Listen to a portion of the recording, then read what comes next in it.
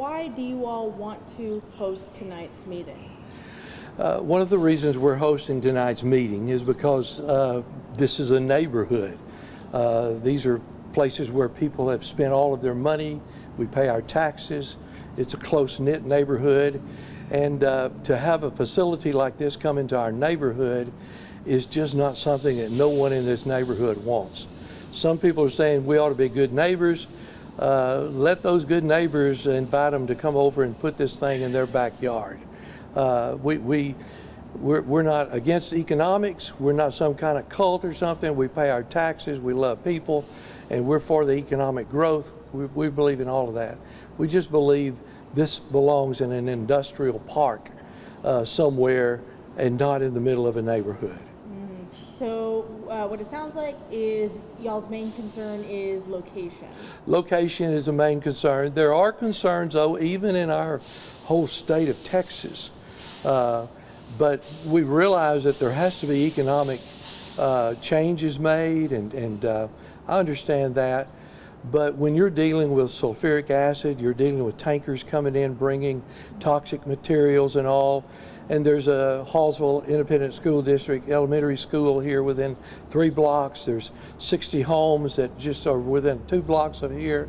There's daycare, there's a Christian school, there's a church, there's other businesses. There's a fertilize, 30,000 pounds of fertilize within a block of where this building is going to be.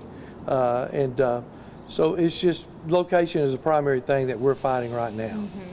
Well, I was at the May 28th meeting that the city put on, and the CEO of Mint was there, and I asked him why specifically Longview, and he was saying that it's because basically Longview is a hot spot for, he said, feedstock and just the kind of the e-waste is here. What is your take on that, though?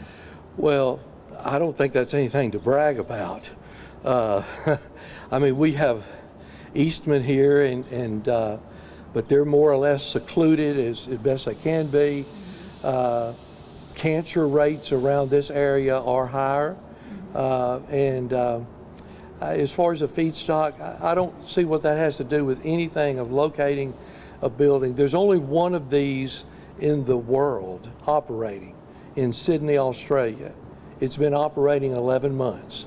It sits inside an industrial park that has a 2-mile buffer from any homes, people, schools, or churches. And there are other locations we have here in town that are industrial locations that people are not around, that this could be built on.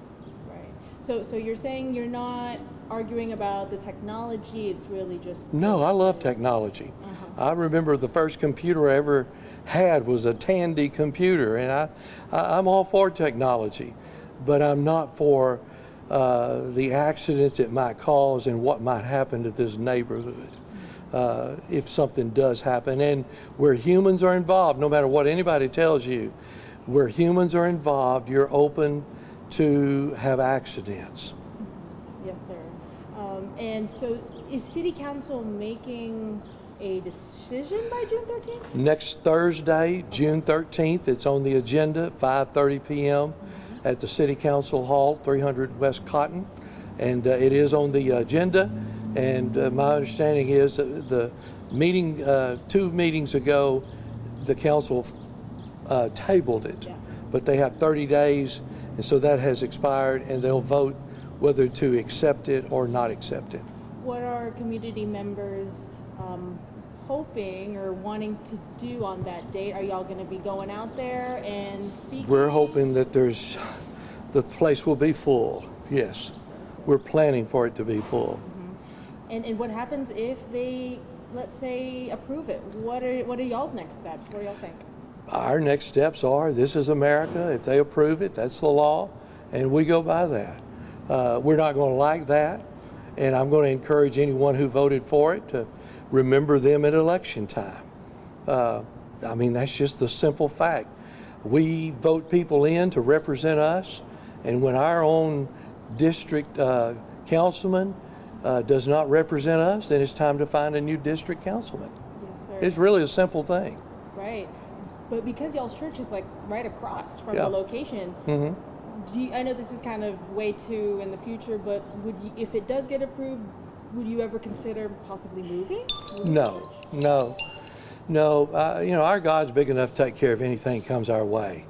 But I don't think we ought to be foolish either to sit by and let things happen that we think we could stop. And I'm not talking about us. I'm 71 years old. I'm on my way out. But I'm thinking about my kids and my grandkids and their kids and the future generations to come.